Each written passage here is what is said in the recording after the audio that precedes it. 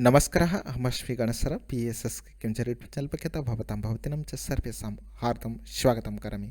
मित्राणि अस्माकं प्रस्तुति प्रचलिते CPT PG MPhil PhD net प्रवेश परीक्षा कृते प्रसङ्गेऽस्मिन् गतकक्षायां वयम् एव मेघदूतस्य किञ्चित् अंशम् उदयशंकर झारुसी महोदयस्य संस्कृतशास्त्रमञ्जुषा आधारेण आलोचनां व्याख्याश्च कृतवन्तः। अद्यापि मेघदूतस्य अवशिष्टम् अंशम् आलोचनां करिष्यामः उदयशंकर झारुसी महोदयस्य संस्कृतशास्त्रमञ्जुषा आधारेण। तर्हि आगच्छन्तु, अवश्यमेव आलोचना अस्माकं भविष्यति। ततः पूर्वं मम निवेदनम् अस्ति, ये छात्राः नवागताः सन्ति BSS किंचर यूट्यूब चैनल मध्ये अवश्यमेव चैनल सब्सक्राइब कुर्वन्तु। वीडियो यदि उत्तमम् अनुभवन्ति मित्राणां सकाशात् अपि प्रेषयन्तु। अस्तु, विषयं प्रति गच्छामः। प्रश्नः 90 उत्कोलीयभाषायाम् आलोचना भविष्यति। छात्राणां निवेदनः इति कारणेन ज्ञात्वा स्वाद विवृत जघना कः विहार्तुं समर्थः। अनेन पद्यांशेन कस्याः संकेतः प्रदर्शितः मेघदूते। ज्ञातो स्वाद विवृत जंगना कह पा विहार्थो समर्थ। यही पद्यांश सहित मेघदूतरे कहार संपर्क रही बा अनेन पद्यांशेन यही पद्य अंश कस्याः कहार स्त्रीलिंगान्त षष्ठी एकवचन कस्याः कहार संकेत प्रदर्शित है। तेबे गंभीरायाः गंभीरा नदीर तेबे मेघदूतरे गंभीरा नदी एक कामिनी नायिका जे कामरे बेक्रा हो उठी आउ नायक होउछि मेघ। प्रसंग क्रमरे जेतेबेले यक्ष मेघर गतिपथ को कहउछन्ते, गतिपथ कहवा सहित कौटी खाइबे कौटी विश्राम नेबे एवं कौटी कहा सहित किपरि कथबार्ता करिवे ए प्रसंग भल भावरे अवगत करौछन्ति। मेघ मार्ग वर्णना प्रसंग रे ए आसी जाइछि मेघर गतिपथ मालव देश आउ मालव देश रे प्रवाहित होउछि गंभीरा नदी। गंभीरा नदी मेघ आसीबा पूर्वरु सी स्वल्प सलीला युक्ता स्वल्प जल प्रवाहित होउछि गंभीरा नदी।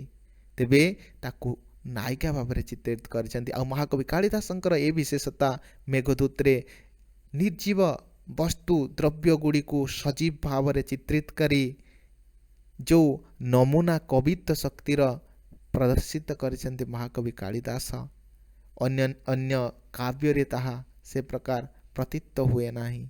यह ही महाकवि कालिदासंकर विशेषता जे निर्जीव मान को सजीव भाव में चित्रित तलित करि पारिछन्ति, है ना।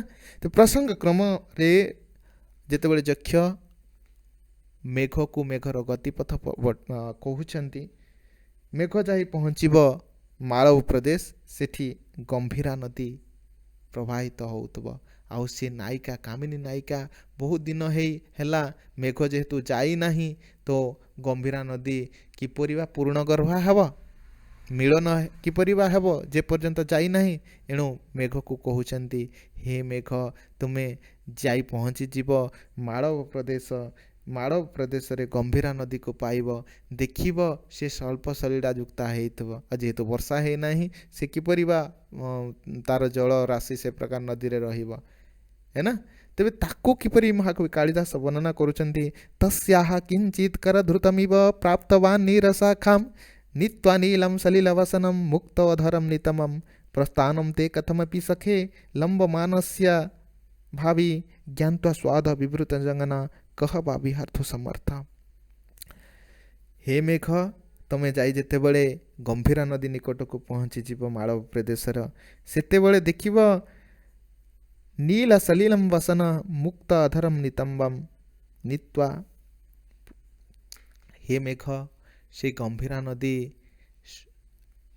जो स्वल्प जलयुक्त ହେଇଥିବ ଖରା ଦିନରେ ଯେ ମେଘ ଆସିବା ପୂର୍ବରୁ ନଦୀ ଗୁଡ଼ିକ ସ୍ୱଳ୍ପ ଜଳଯୁକ୍ତ ହେଇଥାନ୍ତି ଏବଂ ସେମାନେ ସେ ପ୍ରକାର ତାଙ୍କର ଅନ୍ୟାନ୍ୟ ଅଂଶ କିଛି ଅଂଶ ଶୁଖି ଯାଇଥିବ ଆଉ ଅଳ୍ପ ଜଳ ପ୍ରବାହିତ ହେଉଥିବ ଯେମିତିକି ଏବେ ନଦୀ ଗୁଡ଼ା ଶୁଖି ଯାଇଛି ନା ଅଳ୍ପ ଜଳଯୁକ୍ତ ବାଲି ବାଲି ଅଧା ଦେଖାଯାଉଥିବ କେଉଁ ଧାରେ ପାଣି ଯାଉଥିବ ତେବେ ସେ ଗମ୍ଭୀରା ନଦୀର ଯେଉଁ ଜଳରେଖା ପ୍ରବାହିତ ହେଉଛି ତାକୁ ଏ ଗମ୍ଭୀରା ନଦୀର ନୀଳବସନ ନୀଳ ବସ୍ତ୍ର ବୋଲି ବର୍ଣ୍ଣନା କରୁଛନ୍ତି ମହାକବି କାଳିଦାସ। ଗମ୍ଭୀରା ନଦୀ ହେଉଛି ନାୟିକା ଆଉ ସେଇ ନୀଳ ବସ୍ତ୍ର ଯାଇ କେଉଁଠି ଲାଗିଛି ନା ବେତଲଟି ଯେହେତୁ ଦେଖିବ କି ନଦୀ ବର୍ତ୍ତମାନ ଖରାଦିନ ହେଲା ଆଉ ଧାରରେ ପାଣି ପ୍ରବାହିତ ହେଉଥିବ ଆଉ ଧାରରେ ଯେହେତୁ ପାଣି ପ୍ରବାହିତ ହେଉଥିବ ସେଠି ବହୁତ ସାରା ଲଟା ଥିବ ଆଉ ଏଠି ମହାକବି କାଳିଦାସ କହୁଛନ୍ତି ସତେ ଅବା ଗମ୍ଭୀରା ନାୟିକାର ନୀଳ ବସ୍ତ୍ରଟି ସେ ଯାଇ ଲାଗିଯାଇଛି ବେତଲଟିରେ ଯାହାଫଳରେ କି ତାର ଶରୀର ଅଧା ଦେଖାଯାଉଛି ଆଉ ସେ ଯେଉଁ ତଟ ରହିଛି ସେ ତଟକୁ ମହାକବି କାଳିଦାସ କହୁଛନ୍ତି ଏ ନିତମ୍ବ ଏ ଗମ୍ଭୀରା ନାୟିକାର ଆଜି ସେ ପ୍ରକାର ତୁମକୁ ପାଇ ସେ ଉଲଗ୍ନ ଅବସ୍ଥାରେ ରହିଛି ତୁମର କାମକୁ ସେ ଚାହିଁଛି ତୁମେ ନିଶ୍ଚିନ୍ତ ଭାବରେ ତାର କାମନାକୁ ଚରିତାର୍ଥ କରିବ। ତେବେ ଏଠି ଯେଉଁ କହିଛନ୍ତି ପ୍ରସ୍ଥାନମ୍ ତେ କଥମପି ସଖେ ହେ ସଖେ ଯକ୍ଷ କହୁଛନ୍ତି ହେ ସଖା ହେ ମିତ୍ର ମେଘ ପ୍ରସ୍ଥାନମ୍ ତେ କଥମପି ତୁମେ କିପରି ଯାଇପାରିବ କିପରି ଛାଡ଼ିପାରିବ ଅର୍ଥାତ୍ ଛାଡ଼ିପାରିବ ନାହିଁ ଏ ଯେଉଁ ଭାବକୁ ପ୍ରକାଶ କରୁଛି ଗମ୍ଭୀରା ନଦୀ ତାର କାମନା ଭାବନାକୁ ତୁମେ ଚରିତାର୍ଥ କରିବ ତୁମେ କଦାପି ପ୍ରସ୍ଥାନମ୍ ତେ କଥମପି ସଖେ ତୁମେ ହେ ସଖା ହେ ମିତ୍ର ତୁମେ ଜମା ବି ସେ ପ୍ରକାର ତାକୁ ତ୍ୟାଗ କରିପାରିବ ନାହିଁ ନା କାହିଁକି ନା ଜ୍ଞାନ ତ ସ୍ୱାଦ ବିଭୃତ ଜଗନା କବା ବିହର୍ତ୍ତୁ ସମର୍ଥ କିଏ ଏ ସଂସାରରେ ଅଛି ଯେ ଏ ପ୍ରକାର କାମିନୀ ନାୟିକା ଯିଏକି ଉଲଗ୍ନ ଅବସ୍ଥାରେ କାମନା ଚାହୁଁଛି ସେ ପ୍ରକାର ନାରୀକୁ କେଉଁ ପୁରୁଷ ବା ଅଛି ଯେ ତାକୁ ତ୍ୟାଗ କରିବ ଅର୍ଥାତ୍ ସମସ୍ତେ ମିଳନ ହିଁ କରିବେ ସେ ପ୍ରକାର ଏଠି ମଧ୍ୟ ଯେଉଁ ବାସ୍ତବତାକୁ ଯଦି ଆମେ ଦେଖିବା ହେ ମେଘ ତମେ ନିଶ୍ଚିନ୍ତ ଯେତେବେଳେ ଯିବ ଅର୍ଥାତ୍ ମେଘ ଯେତେବେଳେ ଯିବ ସେଠି ତ ବର୍ଷା ହେବ ବର୍ଷା ହେଲେ ଗମ୍ଭୀରା ନଦୀରେ ଜଳ ପ୍ରବାହିତ ହେବ ମାଳବ ଦେଶରେ ପ୍ରବାହିତ ହେଲେ ଗମ୍ଭୀରା ନଦୀ ସେ ପ୍ରକାର ପୂର୍ଣ୍ଣ ଗର୍ଭା ହେଇଯିବ। ତେବେ ଏହାକୁ ହିଁ ମହାକବି କାଳିଦାସ ଏତେ ସୁନ୍ଦର ଭାବରେ ଚିତ୍ରିତ କରୁଛନ୍ତି ଏ ହିଁ କବିଙ୍କର ନମୁନା। अग्रे गच्छामः 91 प्रश्न अनेक भाव रही एटी सामाजिक चेतना रही भौगोलिक चिंतन रही से प्रकार पौराणिक तथ्य रही ना अनेक तथ्य रही मेघदूत को से प्रकार दृष्टि पढ़ा उचित तो मैंने बोधे टेक्स्ट पढ़ ना अनेक कथा पाइब। भगवतः स्कंदस्य वसति कुत्र अस्ति भगवतः स्कंदंकर वसति केउंठरे थिला देख तो विभिन्न ऑप्शन देदेव रामगिरी देवगिरी ए प्रकार विभिन्न गिरी देदेव तेज भगवत स्कंदंकर स्कंद किए ना कार्तिकेय तेज कार्तिकंकर बसति कौट देवगिरी पर्वत रे ठीक अच्छे। 92 प्रश्न बहुत इंपोर्टेंट अंतः शुद्धतमपि भवता वर्णमात्रेण कृष्ण अनेन पद्यांशन कस्या नद्याः संकेत समुपलभ्यते अंत शुद्धतमपि भवता वर्णमात्रेण कृष्ण तेबे यक्ष ही कहउछंती काहाकू मेघ को कहउछंती मेघर गतिपथ को कही है ना अंत शुद्धतमपि भवता वर्णमात्रेण कृष्ण हे मेघ तुमर वर्ण कला थिले कौन हम तुमर अंतकरण शुद्ध तो हो जाइथिबो है ना आउ ये संसार रे गड़ा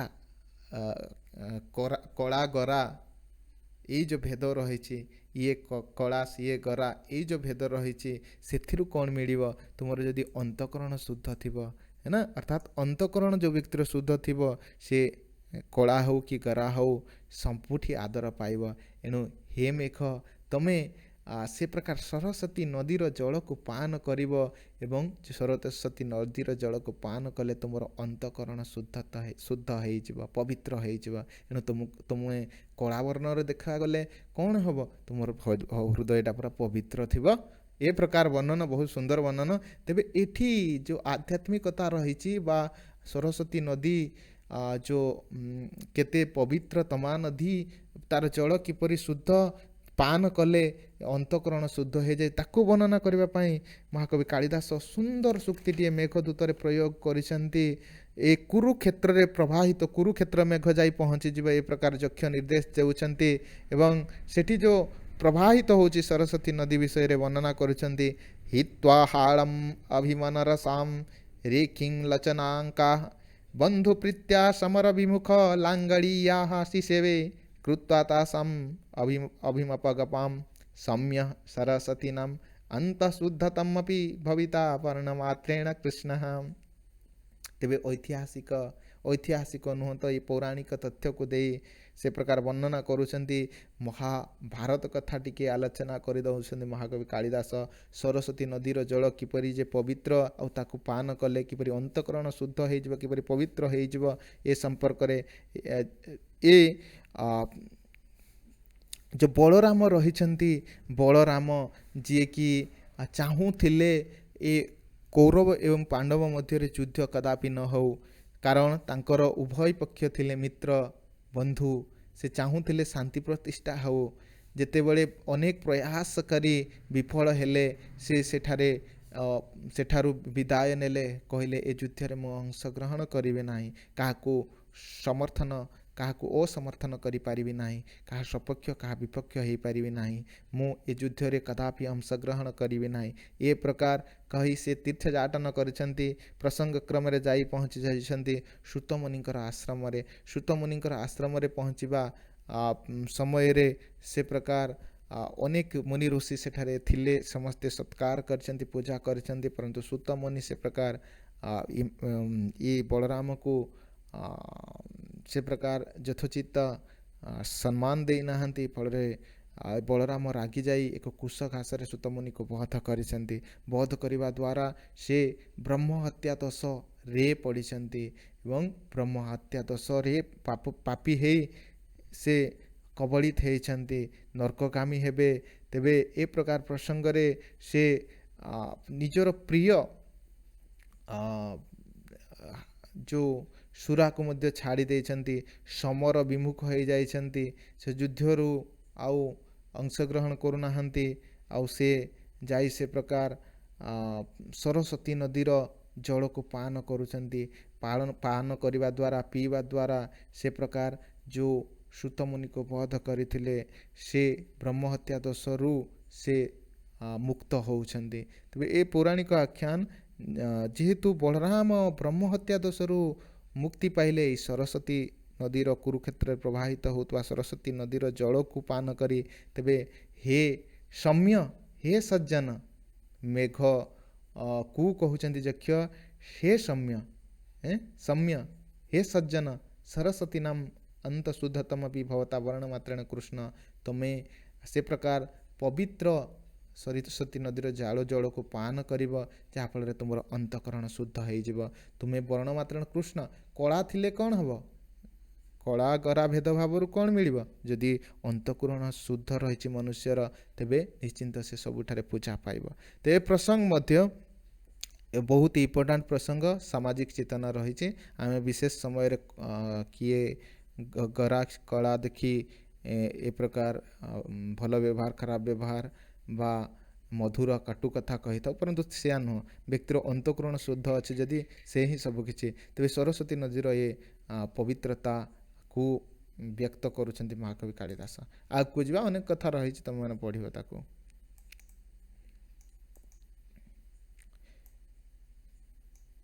मेघोदूते मेघ आच्छादितः कैलास कीदृश वर्णितः अस्ति।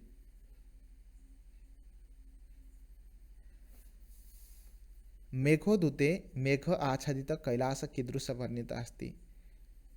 मेघदूतरे मेघ रे आच्छादित कैलास पर्वत कीदृश वर्णना है बलराम सदृश्य। ठीक अच्छे बलराम को सदृश्य तेबे हिमालय पर्वत रे जो कैलास पर्वत अच्छी हिमालय पर्वत रे कैलास अच्छी जो शिव रुहंती ता ना होउची से पर्वत रे कैलास। मुक्ताजल क्रथितम अड़कम कामिनी ବା ଭୃ ବୃନ୍ଦम ଇତ୍ୟେନ ସମ୍ବନ୍ଧ ନଗର ବିଶେଷ।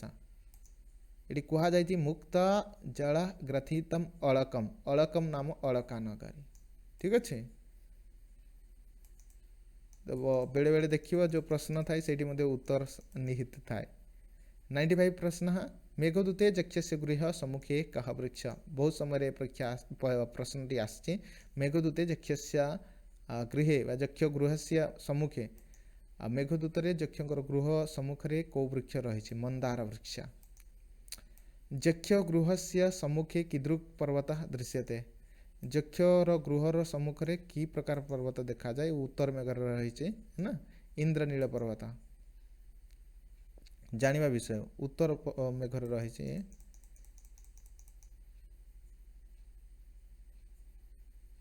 यक्ष गृह से सम्मुखे कीदृक् पर्वत इंद्रनील पर्वत। 97 यक्ष गृह से हेममाळे गृह से मुख्य द्वारे चित्रितस्तः।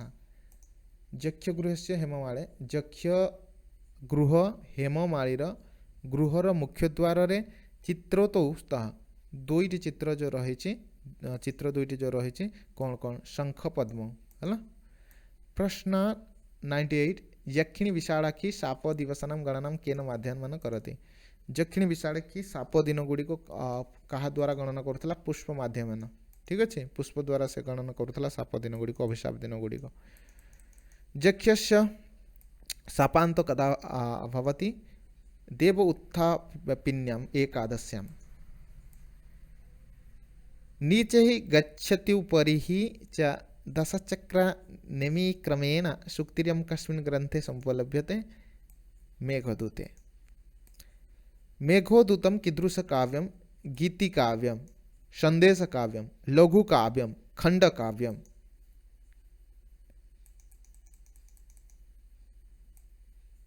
मेघे माघे मेघे गतं वयोः। अत्र मेघे पदस्य का अभिप्राय।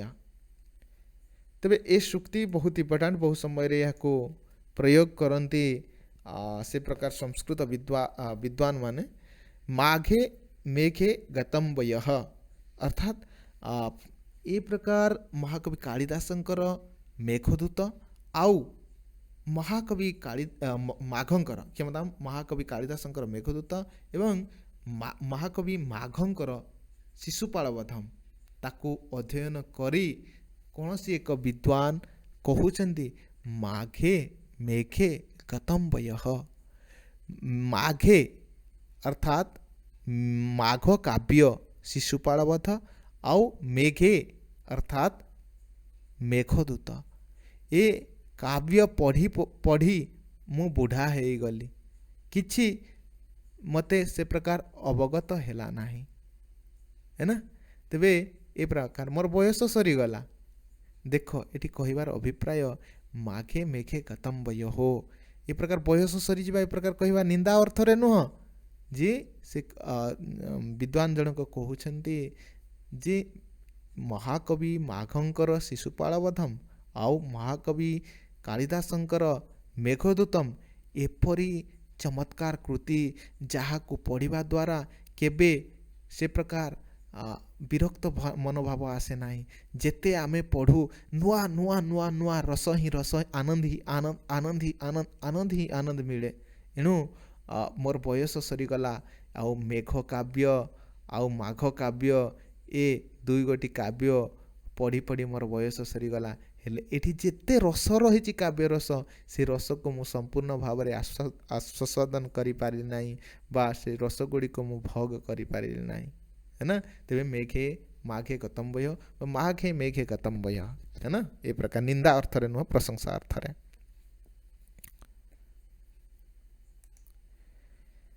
मेघदूतम इत्यस्य नायिका यक्षिणी। मेघदूतम कियद् भागे विभक्तम दुई भागे विभक्त द्वयोः भागयोः पूर्वमेघ उत्तरमेघश्च। मेघदूते कति क्षमता मेघदूतम इति ग्रंथे श्लोकानां संख्या। मेघदूत रे टोटाल केते गोटी सूक्ति रही केबे केबे प्रश्न आसे नहले प्रश्न आसे नाही है ना। 115 मेघदूतम ग्रंथ से प्रमुख रसक बहुत समय परीक्षा आसी विप्रलम्भ श्रृंगार एक कथा मुझे पूर्वर मेघदूतम ग्रंथ से उपजीव्य ग्रंथ ए विषय में कही ब्रह्म वैवर्त पुराण व रामायण ना उपजीव्यता जो कथावस्तु ग्रहण करा जाए। मेघदूतम अस्य ग्रंथ से कौ शैली वैधर्वी है ना वैधर्वी शैली रे रचित है। मेघदूतम इति ग्रंथे कह छंद प्रयुक्त बहुत समय परीक्षा आसे संपूर्ण मेघदूत मंदाक्रांता छंद ही रचित है। उपमा सम्राट कह महाकवि कालिदास उपमा सम्राट उपेन्द्र भंजश्च उत्कलीय भाषायां है ना। मेघदूते इति ग्रंथे जख्यानुसारं कियत्यमास शेष विद्यते। मेघदूतम इति ग्रंथे जख्यानुसारं कियत्यमास शेष विद्यते केते मास बाकी रही 4 मास बाकी रही शापांत दिन 8 मास बीती जाइए आषाढ़ मासर प्रथम दिवस रे से मेघ को देखी आषाढ़ से प्रथम दिवसे मेघ मासी सानु बप्र क्रीड़ा परिणत गज प्रेक्षण्यम मेघम ददर्श।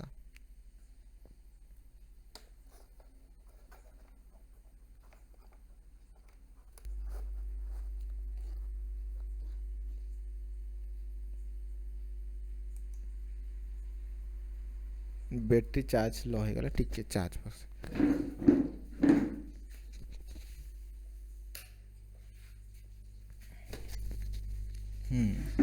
तबे प्रसंग कोठी चली थिला हाँ 8 मास आठ मास बीती जाइए 12 मास सापांत केते दिन साप दिन केते दिन थिला ना 1 वर्ष थिला 12 मास थिला 4 मास से प्रकार अच्छी 8 मास बीती जाइए है ना।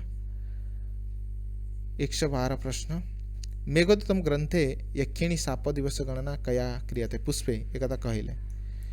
113 नंबर प्रश्न जो रही बहुत इंपोर्टेंट प्रश्न कंठाश्लेष प्रणयिनी जने किं पुनः दुरसंस्ते अत्र जन शब्दस्य का अवधाका कंठाश्लेष प्रणयिनी जने किं पुनः दुरसंस्ते अत्र जन शब्दस्य का अर्थ जने किं पुनर्दुरसंस्ते तेरे कंठाश्लेष प्रणयिनी जने किं पुनर्दुरसंस्ते जन शब्द अर्थ कौन सुक्ति रही बहुत इंपोर्टेंट सुक्ति 6 नंबर सुक्ति देखो 6-7 रे देखो तस्यास्तित्वा कथमपि पूर्व कौतुक धानं हेतोः अंतर्बाष्पश्चिरमनुचर राजराजस्य दधो मेघालोके भवति सुखिना अपि अन्यथा वृत्तिश्चेतः कंठाश्लेष प्रणयिनी जने किं पुनः दुरसंस्ते।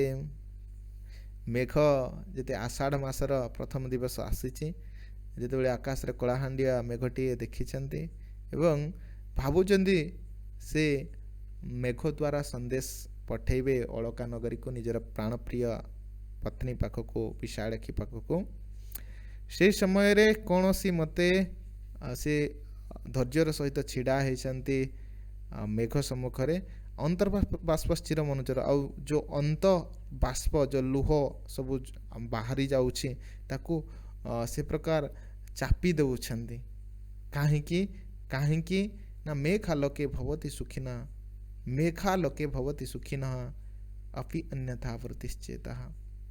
मेघालोके मेघालोके नाम मेघ को दर्शन करन्ते भवति सुखिना जो सांसारिक लोक रही निजर प्राणप्रिया पत्नी मान सहित अच्छा संसार अच्छा स्त्री मान सहित प्रतिदिन रोचंती से मानकर चित्त मध्य विकृत हो उठे मिलन पाई आउ जो माने एते दूर रही एते दूर रही जो विशाल खेकी आउ चक्षर अवस्था जपरी अच्छी जो मैंने चाहूँगी उत्कंठार सहित मिलन केबे हेबो ये कथा से मैंने चाहूँगी तेरे ये कविंकर कहबार अभिप्राय जे जो माने सुखी जन रही प्राण प्रियतमा पत्नी पाखरे सबुदिन रही से व्यक्तिर चित्त मध्य विकृत हो उठे मेघ आकाश रे जेते बेले आसी जाए आउ जो माने दीर्घ काल धरी पत्नी सहित मिलन हो न थाए चाहि रही थांती से मानकर दुर्दशा बा कि प्रकार हेउथबो ए मेघ को देखिले जोठारे सुखी व्यक्ति भी विकृत हो उठुचे चित्त मिलन पाई आउ जो मैंने काल काल धरी चाही रही जो मैंने बेंगलोर रे अच्छी पत्नी अच्छी ओडिशा रे है ना से मानकर अवस्था कौन बा हो पारे है ना ए प्रकार वर्णन बहुत सुंदर वर्णन या देखिए अग्रे गच्छामः मेघो दूतम ग्रंथानुसारम मेघ तत्व किम ये बहुत इंपॉर्टेंट मेघो दूत ग्रंथ अनुसार जो महाकवि कालिदासंकर ये वैज्ञानिक चिंताधारा मेघर गठन किपरि होता है ना ये साइंस रे मध्य बहुत एडवांस थिले महाकवि कालिदास धूम जति सलिल मारुतम सानिपातक मेघ संदेशार्थ कह पटुकरणे प्राण भी प्रपणीय इतुश्चक अद्परिगण्यन गुह्य कश्चम अयाचे कामर्ता ही प्रकृति कृपणश्चेतना चेतनयसु अच्छे ना सुक्ति 5 नंबर सुक्ति पाखापाखि देखिए है ना धूम धुआं जति सूर्य किरण सलिल जल मरुताम वायु ये चारि गोटी तत्व द्वारा मेघ सृष्टि आषाढ़स्य प्रथम दिवसे कस्य ग्रंथस्य उक्ति आषाढ़स्य प्रथम दिवसे मेघमाश्लिष्टं शानु वप्रक्रीडा परिणत गज प्रेक्षणीयं ददर्शा तबे मेघदूतर है ना लाइक दौथुव छुआ जदि भल लगुଛି है ना जार जोटी डाउट भी रही कमेंट करियो मेघदूतम इति ग्रंथे विरही जक्ष केन माध्यमेन संदेश प्रेषयति मेघदूत यही ग्रंथ रे विरही जक्ष कहा द्वारा संदेश पठाई मेघ माध्यमेन मेघ दूत जस्मिन् काव्ये मेघदूतम प्रश्न मेघदूतम इति ग्रंथे अभिशप्त जक्ष कुत्र स्थितो रामगिरो अभिशप्त जक्षस्य पत्नी कुत्र वसति अभिशप्त जक्षर पत्नी कोठरे रहुतला अळका नगरी अळकायाम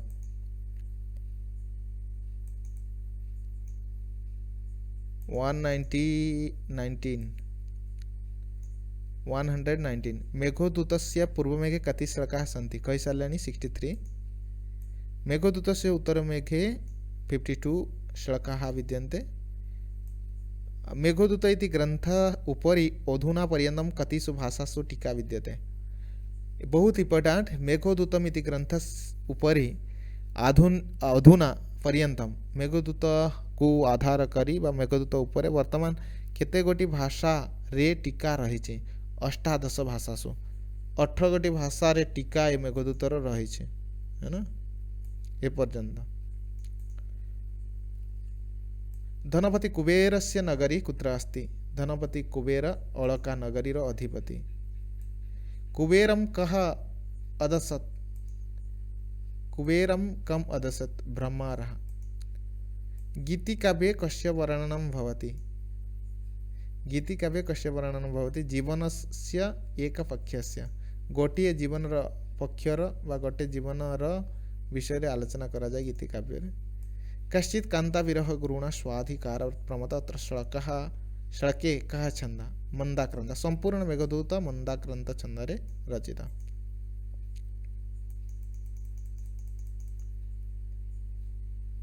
कामर्ता हि प्रकृति कृपणश्चेतना अचेतनेषु इयं सूक्ति कुतः उद्धृता मेघदूतात् ए बहुत इंपोर्टेंट सूक्ति ताकू मन रखियो जो सूक्ति कहली धूम जति सलिल मारुतम सन्निपातक मेघ संदेशार्थक पटकरणे प्राण हि प्रापणीय इतुश्चक अत्परिगण्यम गुह्य कष्टमजाति कामर्ता हि प्रकृति कृपणश्चेतना चेतनसु ठीक अच्छे बहुत इंपोर्टेंट सूक्ति तेबे से प्रकार जदि आम देखा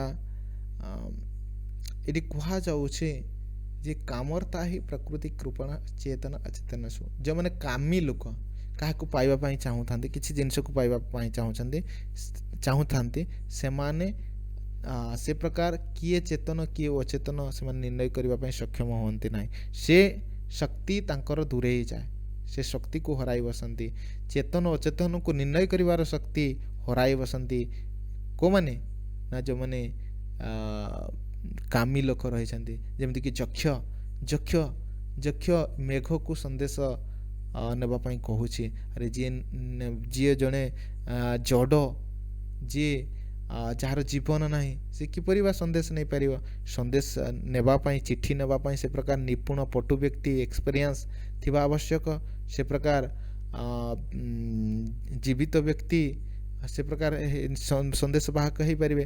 ପରନ୍ତୁ ମେଘ କୁଦୂତ ଭାବରେ ପରିକଳ୍ପନା କରିବା ଏ ମହାକବି କାଳିଦାସଙ୍କର ଜ୍ଞାନର ହାସ୍ୟାସ୍ପଦ ବୋଲି ଆମେ କହିପାରିବା। ଏଣୁ ମହାକବି କାଳିଦାସ ଏଠି ତାଙ୍କର ଜ୍ଞାନକୁ ପ୍ରୟୋଗ କରିଛନ୍ତି ଯେ କାହିଁକି ଗୋଟେ ଯକ୍ଷ ଏ ପ୍ରକାର ଜଡ଼ ନିର୍ଜୀବ ମେଘକୁ ଦୂତ ଭାବରେ ସମ୍ପାଦନ କରୁଛନ୍ତି। ଏହା ନ୍ୟାୟରେ କହୁଛନ୍ତି ଯେ କାମର ତାହି ପ୍ରକୃତି କୃପଣା ଚେତନା ଅଚେତନସୁ।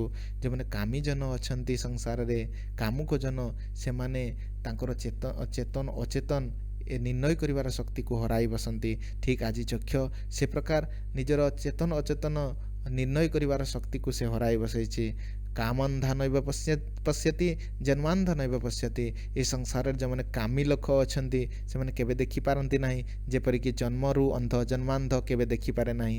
ଜନ୍ମରୁ ଯେଉଁ ବ୍ୟକ୍ତି ଅନ୍ଧ ଥାଏ ସେ ସଂସାର ବିଷୟକୁ ଦେଖିପାରେ ନାହିଁ। ଠିକ୍ ସେ ପ୍ରକାର କାହାକୁ ଆମେ ଯଦି ପାଇବା ପାଇଁ ଚାହୁଁଛେ, କାହାଠାରୁ କିଛି ପାଇବା ପାଇଁ ଚାହୁଁଛେ, କାମନା ବାସନାରେ ଯଦି ଆମେ ବୁଡ଼ି ରହିଛେ, ତେବେ ଆମକୁ ଆଉ କିଛି ଦେଖାଯିବ ନାହିଁ। କିଏ ସଜୀବ କିଏ ନିର୍ଜୀବ, କ'ଣ ଭଲ କ'ଣ ମନ୍ଦ, କ'ଣ କରଣୀୟ କ'ଣ ଅକରଣୀୟ, ଏ କଥାକୁ ନିର୍ଣ୍ଣୟ କରିବା ପାଇଁ ଆମେ ସକ୍ଷମ ହେଇପାରିବା ନାହିଁ। ତେବେ ଏ ମଧ୍ୟ ସାମାଜିକ ଚେତନା ମହାକବି କାଳିଦାସଙ୍କର।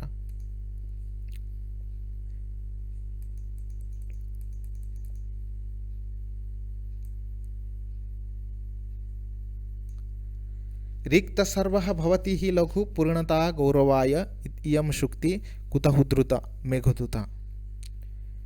ତେବେ ଏ ଶୁକ୍ତି ଯାହା ଇମ୍ପୋର୍ଟାଣ୍ଟ ଗୁରୁତ୍ୱ ବହନ କରୁଛି। ହଁ, ରିକ୍ତ ସର୍ବ ଭବତି ହି ଲଘୁ, ଲଘୁ ରିକ୍ତ ସର୍ବ। ଯେଉଁମାନେ ଗରିବ ଲୋକମାନେ, ଗରିବ ଲୋକମାନେ ସେ ପ୍ରକାର ତାଙ୍କର ଧନ ନଥିବା ହେତୁ ସେମାନେ ସମାଜରେ ଆଦର ସମ୍ମାନ ପାଆନ୍ତି ନାହିଁ। ରିକ୍ତ ସର୍ବେ ଭବତି ହି ଲଘୁ, ନୀଚ ବୋଲି ସେମାନଙ୍କୁ ସମସ୍ତେ କୁହନ୍ତି।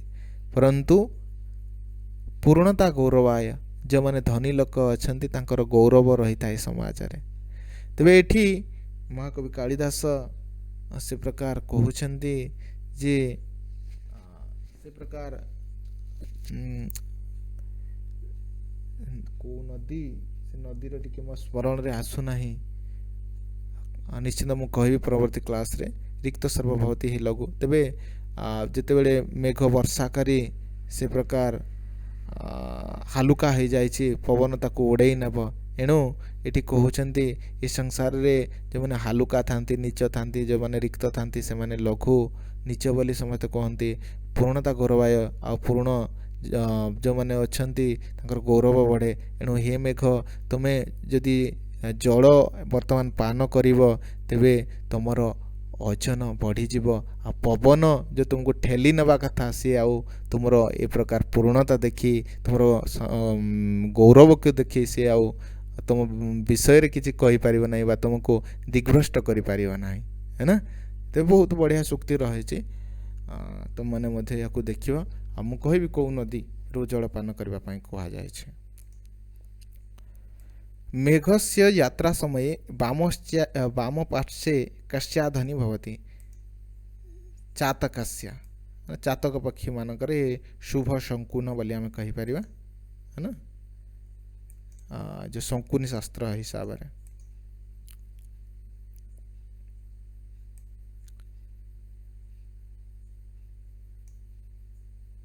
सद्य पाति प्रणयी हृदय विप्रजघे ऋणधि। अत्र प्रणयी हृदय केन संबंध। सद्य पाति प्रणयी हृदय विप्रजगे ऋणधि। तेबे सद्यपाति प्रणयी हृदय, सद्यपाति, सद्यपाति नाम सहसा एव नष्टशीला। प्रणयी नायिका मानकर, झील मानकर हृदय सांगे सांग भांगी जाए। विप्रजगे ऋणधि वा आम कहीपर आशाबध कुसुम सदृश प्राय अंगना। ये अंगना मानकर, नारी मानकर ହୃଦୟ ସହସା ଏବ ଭାଙ୍ଗିଯାଏ ଆଉ ସେମାନେ ଆଶା ରୂପକ ରଜ୍ଜୁ ଦ୍ୱାରା ତାଙ୍କର ଜୀବନ ଧାରଣ କରନ୍ତି। ଆଶାରେ ହିଁ ସେମାନେ ବଞ୍ଚିଯାଆନ୍ତି। ଯେମିତିକି ବିଶାଳାକ୍ଷୀ ବଞ୍ଚିଛନ୍ତି ମେଘର ପ୍ରତ୍ୟାବର୍ତ୍ତନ କ୍ଷମତା ଯକ୍ଷର ପ୍ରତ୍ୟାବର୍ତ୍ତନ ଦିନକୁ ଗଣନା କରି କରି ପୁଷ୍ପ ମାଧ୍ୟମରେ ଯେ ମୋ ସ୍ୱାମୀ ନିଶ୍ଚିନ୍ତ ଫେରି ଆସିବ। ତେବେ ଆଶା ହିଁ ମନୁଷ୍ୟକୁ ସେ ପ୍ରକାର ଜୀବନ ଦେଇଥାଏ। ଯଦି କୌଣସି ବ୍ୟକ୍ତି ନିରାଶ ହେଇଯାଏ ତ ସେ ଆତ୍ମହତ୍ୟା କରେ, ଇଏ କରେ, ସେ କରେ। ତେବେ ଏ ମଧ୍ୟ ସାମାଜିକ ଚେତନ ଯେ ଆଶା ରୂପକ ରଜୁ ହିଁ ମନୁଷ୍ୟ ଜୀବନକୁ ବାନ୍ଧି ପକାଏ, ନତୁ କେବଳ ନାରୀ ଅବିତୁ ଆଶା ନାମ କୌଣସି ଜିନିଷ ପାଇବାର ଆଶା ନା କେତେବେଳେ ବି ନିରାଶ ବା ନିରାଶା ହେବା ଆଦୌ ଶୁଭଙ୍କର ନୁହଁ। ଆଶା ନେଇ ଜୀବନରେ ଆଗକୁ ବଢ଼ିବା ଉଚିତ। ତେବେ ପ୍ରଣୟୀ ହୃଦୟ କେନ ସହ ସମ୍ବନ୍ଧ ଯକ୍ଷିଣୀ ସହିତ।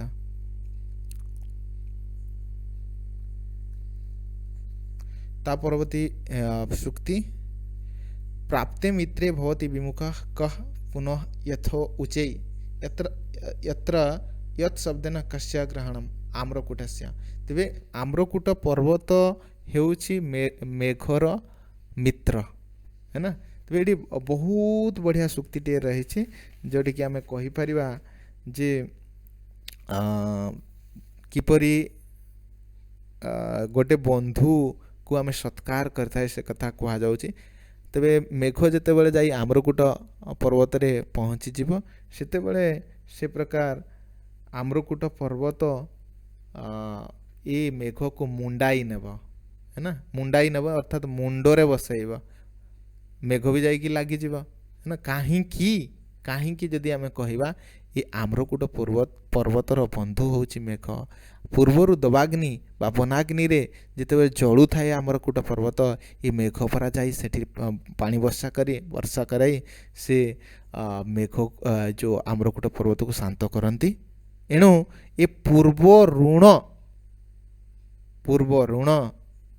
बा पूर्व सहयोग मित्रर से न भूली तुमको यथोचित सम्मान करिवे है ना। यथोचित सम्मान करिवे तुमको मुंडाई नेबे। तेबे ए प्रकार वर्णन जहाँ रही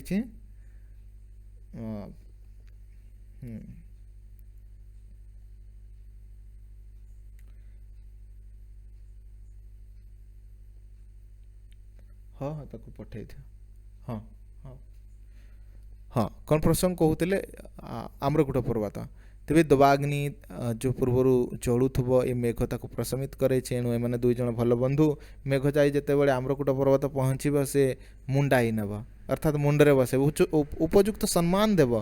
तेबे एठी कौन कहा जाउछि ए सूक्तिर यथार्थ तुम जदि देखिबे सूक्ति बहुत ही इंपोर्टेंट सामाजिक दृष्टिकोण। प्राप्ते मित्रे भवति विमुखा किं पुनः यथो उच्चे।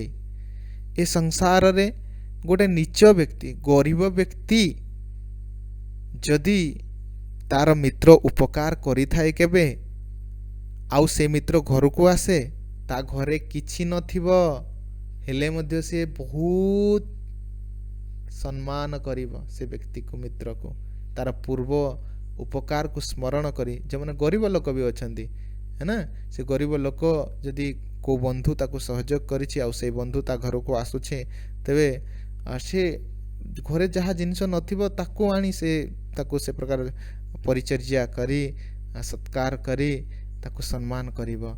आउ मेघ तुमे तो ये प्रकार आम्रकूट पर्वतर ये विशेष सहयोग करिछ। से दबाग्नि रे जेतेबेले जळुथला सेतेबेले ताको जल वर्षाई करी तुमे ताको प्रशमित करैछ। एणु एबे तुमे जेतेबेले पहुँची जीव आम्रकूट पर्वतर से तुमको मुंडाई नबा।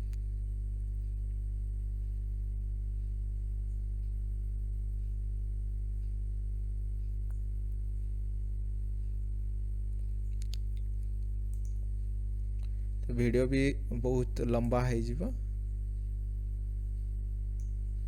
भक्तिर्छेदैरिव विरचितं भूतिम् अंगे गजस्य अत्र गजस्य तुलना केन सह वर्तते। भक्तिर्छेदैरिव विरचितं भूतिम् अंगा।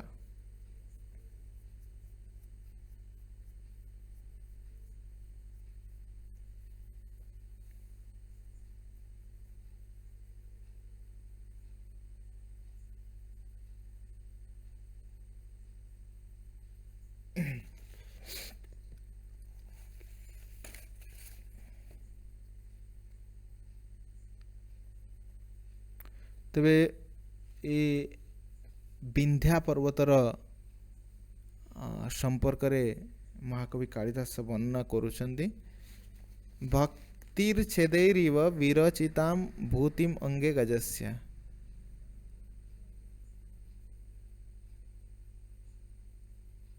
ବିନ୍ଧ୍ୟା ପର୍ବତରୁ ଗଜସ୍ୟ ତଳନ କେନ ସହ ବର୍ତ୍ତତେ। ଏ ପଦ୍ୟାଂଶ ସହିତ ବା এই ପଦ୍ୟାଂଶରେ ଗଜର ତୁଳନା କାହା ସହିତ ହୋଇଛି? ବିନ୍ଧ୍ୟା ପର୍ବତ ପ୍ରସଙ୍ଗ କ୍ରମରେ ମେଘ ଯାଇ ବିନ୍ଧ୍ୟା ଅଞ୍ଚଳରେ ଯାଇ ପହଞ୍ଚି ଯାଇଛି।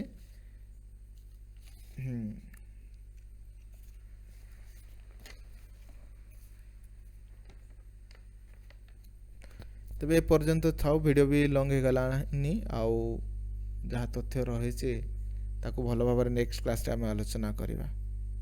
ଅସ୍ତୁ। ଜୟତୁ ସଂସ୍କୃତମ୍ ଜୟତୁ ଭାରତମ୍ ବନ୍ଦେ ସଂସ୍କୃତମ୍। ଜୟ ଜଗନ୍ନାଥ।